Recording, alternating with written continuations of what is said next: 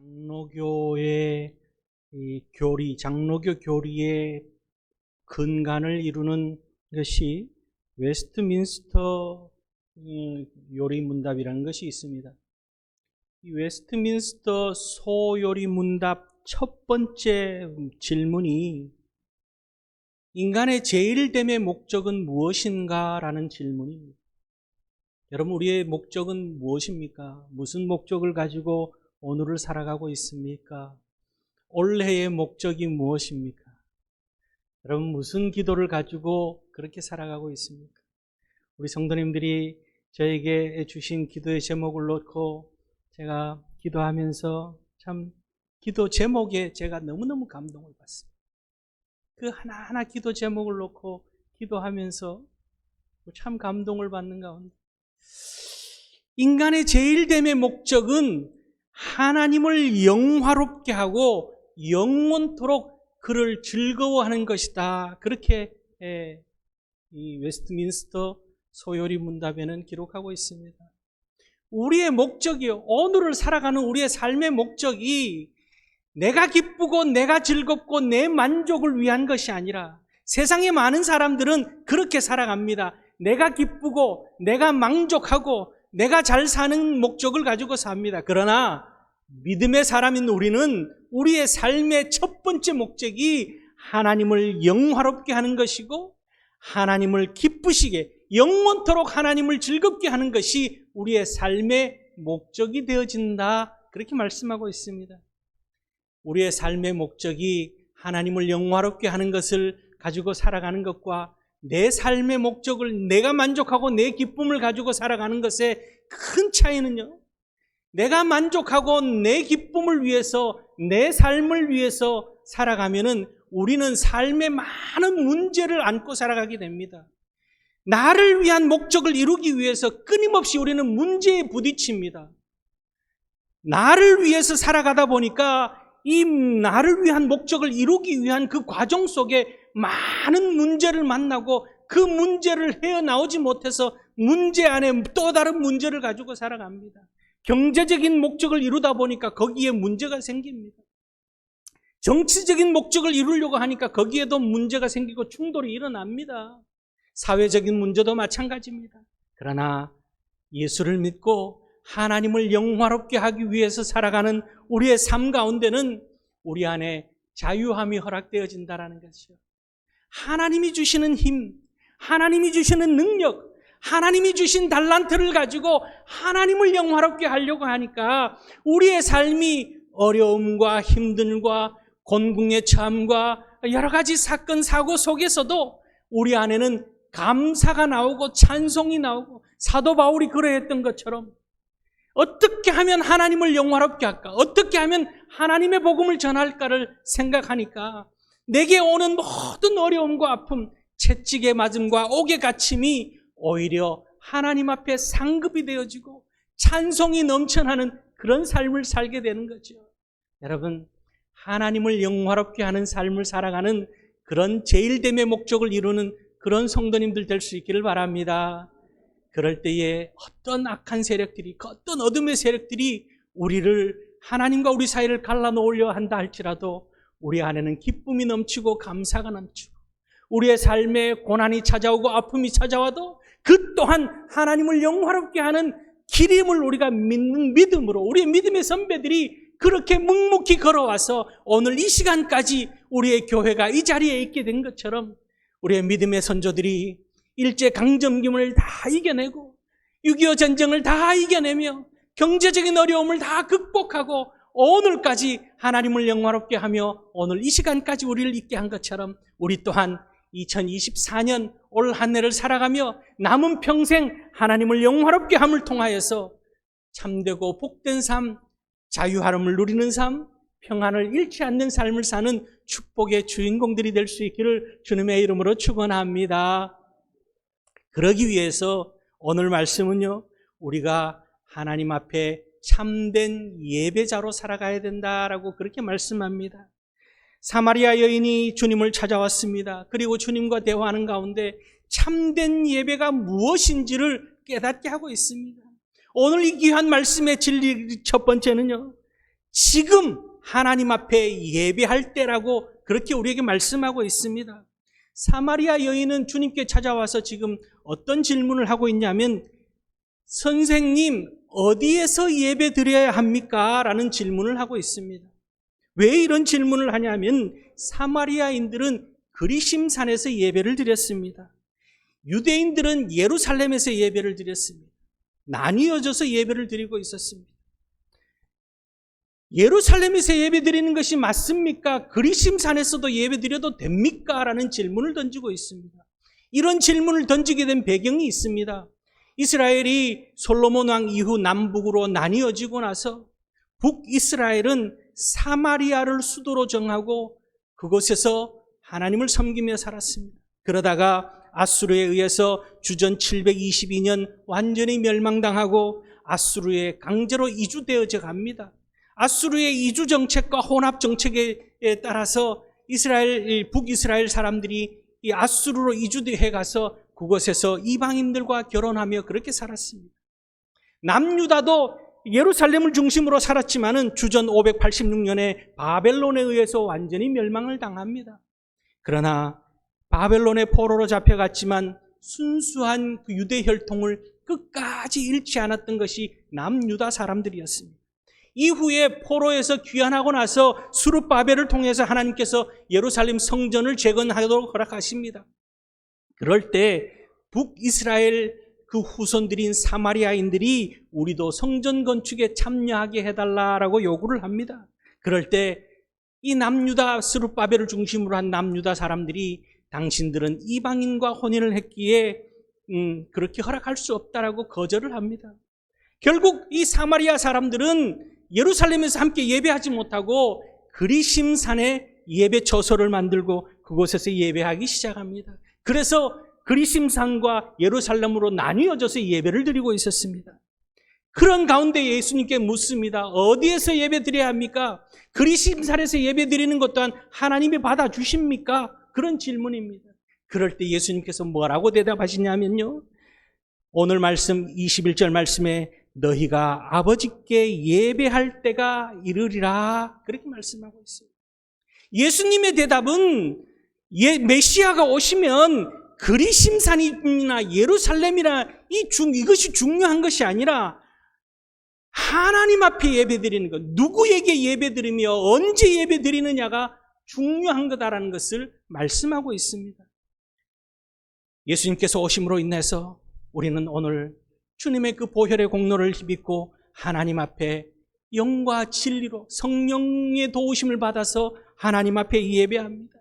예배를 통해서 하나님과 깊은 교제를 나눌 수 있는 축복을 오늘 누리고 있습니다. 그러면서 오늘 우리에게 말씀하는 것은 지금 이때가 예배할 때라는 거죠. 우리의 삶에 있어서 가장 중요한 때가 지금 이 시간이라고 그렇게 말씀하고 있습니다. 여러분, 예배의 때를 놓치지 않는 그런 올 한 해가 될 수 있기를 바랍니다. 주님께서는 우리를 예배를 통해서 만나십니다. 하나님께서 우리를 예배를 통해서 만나시는데 오늘 이 예배를 놓치면은 다음 주 예배가 기다리고 있기 때문에 다음 주에 예배 드리면 되지. 우리 그렇게 생각하기도 합니다. 1년 365일 52주니까 이번 주 놓치면 다음 주에 예배 드리면 되고 또 그 다음 주가 또 있고 시간은 일주일 지나면 또 오고 또 오고 또 오니까 지나가면은 그 다음에 또 오니까 여러분 그렇지 않습니다. 오늘 만나야 될 주님 오늘 만나야 되는 거예요. 오늘 주실 은혜를 오늘 차지해야 되는 거예요. 적절한 예는 아니지만 예를 든다면은 여러분 오늘 하나님을 만나는데 하나님께서 여러분들에게 1,000만 원씩 주신다고 하면 여러분 참석하시겠습니까? 안 하시겠습니까? 오늘 안 드리면 안 주신다고 하면은 다음 주에 와서 받아가지 그렇게 생각하겠습니까? 매주 오면은 매주 준다고 하시면 52주 참석하면은 얼마를 받게 됩니까? 다음 주에 있으니까 다음 주에 와서 받아가지 그런 생각하지 않지 않습니까? 정말 우리가 단순한 예지만은 비교할 수 없는 은혜가 하나님께서 오늘 우리에게 주어지는 은혜입니다. 오늘 예수님께서 말씀하십니다. 너희가 아버지께 예배할 때가 이르리라. 지금 이 때라고 말씀하고 있습니다. 예배의 때, 은혜 받을 만한 때를 놓치지 않는 성수주의라는 이 한 해 될 수 있기를 바랍니다. 주님께서는 우리에게 그렇게 축복을 약속하고 우리를 기다리시고 우리를 만나시고 우리를 은혜 가운데 거하게 허락하고 계시는 거예요. 그러면서 오늘 주님께서는 이 사마리아 여인은요, 지금 이 예수님을 찾아와서 예수님 앞에 말씀할 때 예수님께서 이 22절 말씀을 보면은 너희는 알지 못하는 것을 예배하고 우리는 아는 것을 예배하노니 그렇게 말씀하고 있습니다. 이 여인은 예배하는 예배의 대상이 누구라고 생각했냐면 아브라함이 믿었던 하나님, 이삭이 믿었던 하나님, 야곱이 믿었던 그 하나님, 우리의 조상이 믿고 우리의 조상들에게 복 주신 그 하나님을 나도 믿는다라고 생각하고 있었습니다. 그런데 지금 예수님은 뭐라 그럽니까? 23절 말씀에 아버지께 예배한다고, 22절에도 아버지께 예배한다고, 조상이 믿던 하나님이 아니라 내 아버지를 믿는다라고, 내 아버지께 예배한 때가 온다고 그렇게 말하고 있습니다. 오늘 우리는 하나님 아버지께, 내가 믿는 하나님은 우리의 아버지 되시는 하나님이라고 그렇게 말씀하고 있습니다. 예배의 장소가 중요한 것보다 예배의 장소보다도 예배드리는 때와 예배를 받으시는 하나님이 우리의 아버지라는 것을 우리가 기억해야 된다라고 그렇게 말씀하고 있습니다. 우리에게 은혜를 공급해 주시는 아버지 하나님은 이 우주 만물을 창조하신 하나님이요, 지금도 운행하시는 하나님이시요, 우리를 사랑하셔서 그 아들 예수 그리스도를 우리에게 내어주시기까지 사랑하신 하나님, 그 아버지 하나님이 계시기에 오늘 우리가 이렇게 주님 앞에 나와서 예배할 수 있는 것 아닙니까? 하나님을 아버지라 부를 수 있는 것 아닙니까? 얼마나 큰 축복이요 은혜인지요. 오늘 우리가 하나님을 아버지라 부르며 예배할 때 아버지 하나님은 우리를 누구보다도 잘 아시기에, 우리를 만드시고 우리를 창조하신 하나님이시기에 우리를 속속들이 잘 아시는 하나님께서 우리의 필요를 채우시고 공급하여 주시고 세상 속에서 살아갈 힘과 용기를 불어넣어 주시고 우리의 삶의 모든 문제를 해결하여 주시는 아버지심을 기억하고 지금 이때 아버지 하나님께 예배함을 통하여서 아버지 하나님께서 우리에게 베풀어 주시는 놀라운 축복을 놓치지 않고 그 축복을 받아 누리며 주님을 만나는, 아버지 하나님을 만나는 그 기쁨과 감격 속에서 살아가는 축복의 주인공들이 될 수 있기를 주님의 이름으로 축원합니다. 두 번째는요, 하나님은 참된 예배자를 찾으신다 그렇게 말씀하고 있습니다. 참되게 예배하는 자를 찾으신다는 거예요. 그런데 이 참되게 예배한다는 것이 무엇인지까지 주님께서는 아주 소상하게 친절하게 말씀하고 있습니다. 참된 예배자를 찾으시는데 참된 예배는 영과 진리로 드리는 예배가 참된 예배라고 오늘 본문 24절에 말씀하고 있습니다.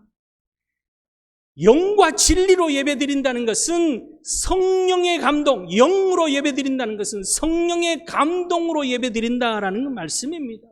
성령의 감동으로 찬양하며 성령의 감동으로 기도하며 성령의 감동으로 말씀을 전하는 그런 예배가 되어져야 한다라는 거예요. 오늘도 우리 찬양대가 참 은혜로운 찬양을 드렸습니다. 찬양대가요, 숫자가 많고 또 잘 짜여진 그 화음을 맞춰서 그렇게 찬양하는 것도 참 좋습니다. 그러나 더 중요한 사실은 성령 충만함, 성령의 감동이 찬양대 한 사람 한 사람에게, 우리 찬양단 한 사람에게 넘쳐나야 되는 거예요. 성령의 감동을 고백하는 그런 찬양이 되어져야 한다는 거죠. 그럴 때 우리 마음 가운데 모든 악한 영들이 물러가고 다윗이 찬양하는 가운데 사울 왕에게 임했던 그 악한 영들이 물러갔던 것처럼 성령 충만한 찬양이 그렇게 소중한 겁니다. 또한 기도할 때도 마찬가지입니다. 우리 오늘 장로님 아주 은혜로운 기도, 우리의 마음 가운데 응답을 주시는 그런 기도를 드렸습니다. 기도자들 또한 하나님의 간절한 도우심을 바라며 성령 충만한 기도를 올려드릴 수 있어야 되는 거예요. 말씀을 전하는 이 종도 마찬가지입니다. 저를 위해서 여러분 기도해 주셔야 됩니다. 하나님의 말씀을 전할 때에 성령 충만한 가운데 말씀을 전할 수 있어야 되는 거죠.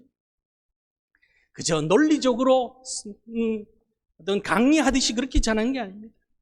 오늘 말씀을 전하면서 제가 짧게 제 간증을 이야기하면은, 말씀을 준비하는 것을 월요일부터 시작합니다. 주일이 지나고 나면 월요일부터 기도하면서 다음 주일 어떤 말씀을 전해야 될까? 하나님 어떤 말씀을 전해야 됩니까? 성경을 읽고, 또한 주석을 참고하고, 또한 여러 가지 책들을 읽으면서, 또 본문을 정하면은 다른 목사님들은 어떻게 설교했는지도 봅니다.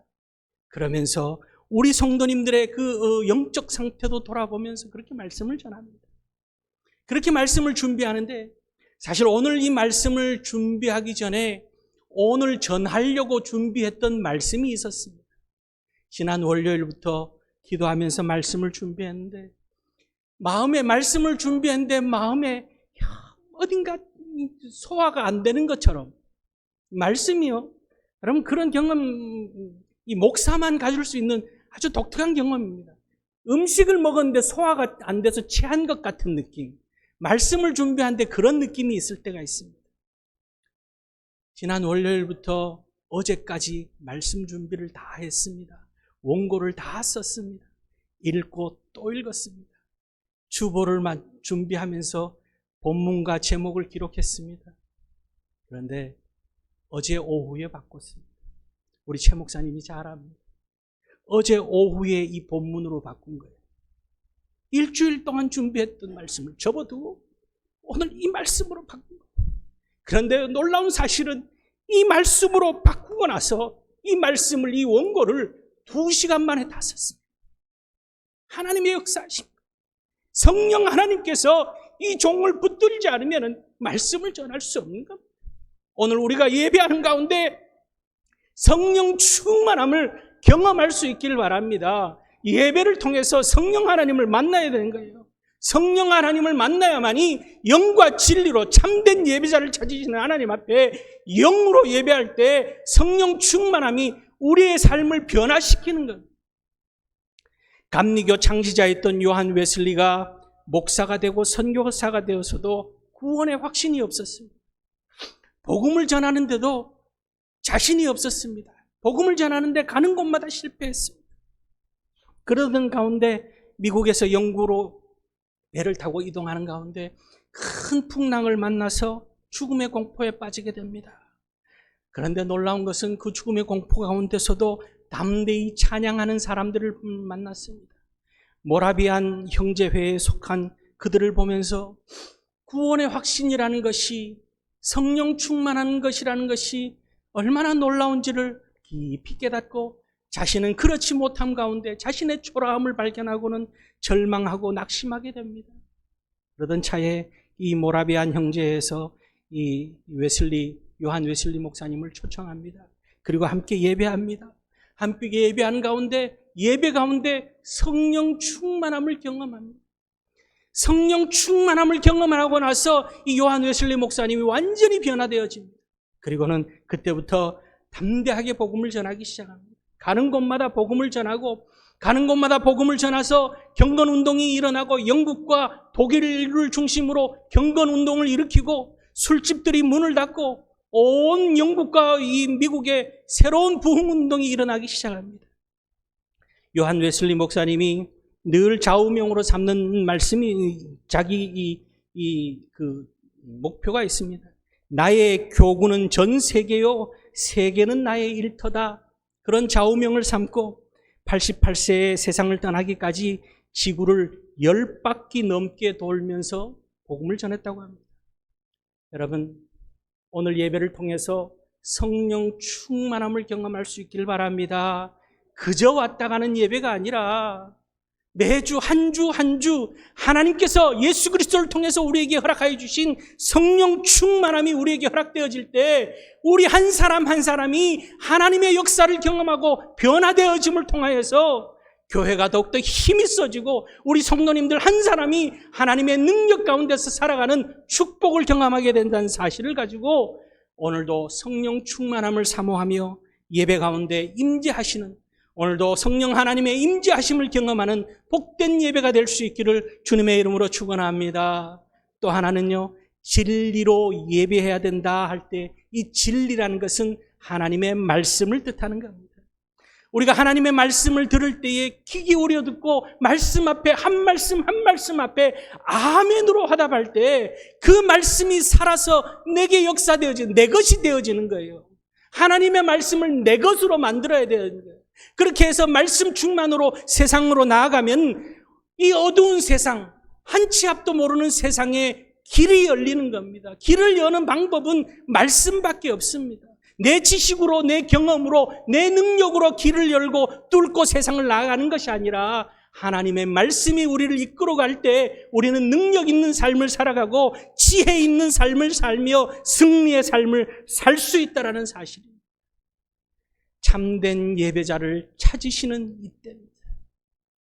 참된 예배자를 찾으시는 이때에 하나님 앞에 영과 진리로 예배함을 통하여서 우리의 삶의 자리에서도 예배자답게, 우리의 가정에서도 예배자답게, 우리의 일터에서도 참된 예배자답게 살아서 우리의 삶 가운데 하나님의 성령 충만함과 말씀 충만함이 넘침으로 성공적인 인생, 축복된 인생, 우리의 삶이 많은 이들에게 드러나 보이는, 하나님의 영광이 드러나 보이는 그런 우리 모두가 될 수 있기를 주의 이름으로 축원합니다.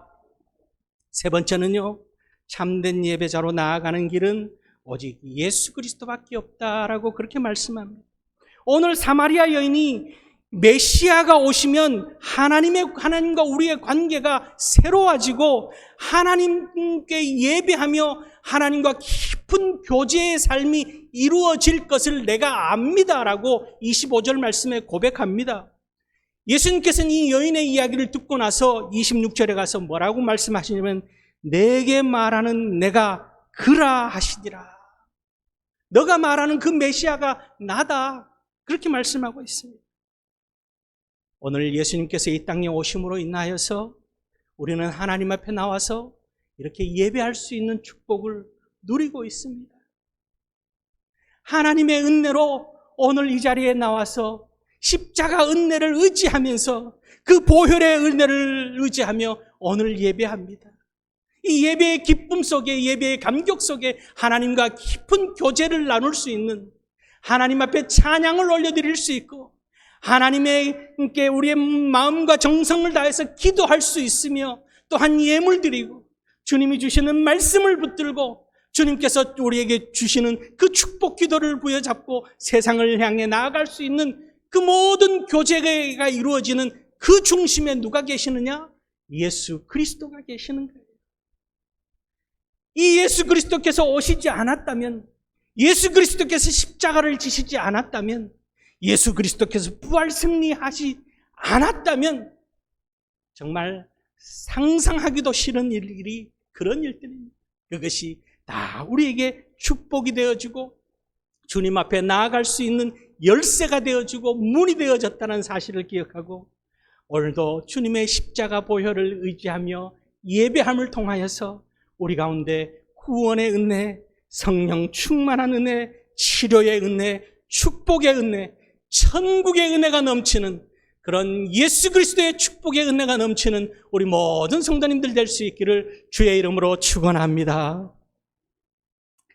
한 시골 소년이 예수를 믿고 나서 다짐합니다. 세 가지를 기도했습니다. 하나님, 박사 학위를 받아서 대학에 가서 학생들을 가르치는 대학 교수가 되게 해주십시오. 또 하나는 하나님 큰 회사의 사장이 되게 해주십시오. 또 하나는 교회를 100개를 건축할 수 있게 해주십시오. 이 세 가지를 놓고 기도하기 시작했습니다. 그리고는 이 기도를 주위의 많은 이들에게, 목사님에게도 또한 교회 장로님에게도 어린 소년이 제 꿈은 이겁니다라고 이야기하니까 참 기특하기도 하면서 그 꿈이 이루어지겠나 하는 반신반의로 웃으면서 이야기를 들었습니다. 참 꿈이지만 한편으로 보면은 좀 너무 허황되다 이렇게 생각을 했던 거죠. 그런데요, 그가 나중에 자라서 경제학 박사가 되어서 대학 강단에 서게 됩니다. 큰 회사의 회장이 되었습니다. 기도를 작정하고 나서부터 약 30년 만에 104개의 교회를 건축하게 되어집니다. 그는 대의 그룹이라고 하는 자동차 부품 회사와 건설 회사를 또 여러 가지 엔지니어링을 가지는 대의 그룹 최의숭 회장입니다. 이 최의숭 회장님이 틈만 나면은 선교하러 국내외 선교지로 다녔습니다. 해외 선교지에서는 생명의 위협을 느끼기도 하고 어려움을 겪기도 했습니다. 그러던 차에 1997년 중풍으로 쓰러지게 됩니다. 그러다가 겨우 일어서게 되는 가운데 선교지와의 약속이기 때문에 내가 목발을 짚고서라도 가야 되겠다. 의사들이 다 말렸습니다. 가족들도 말렸습니다. 말리는 걸 다 뿌리치고 목발을 짚고 선교지를 갔습니다.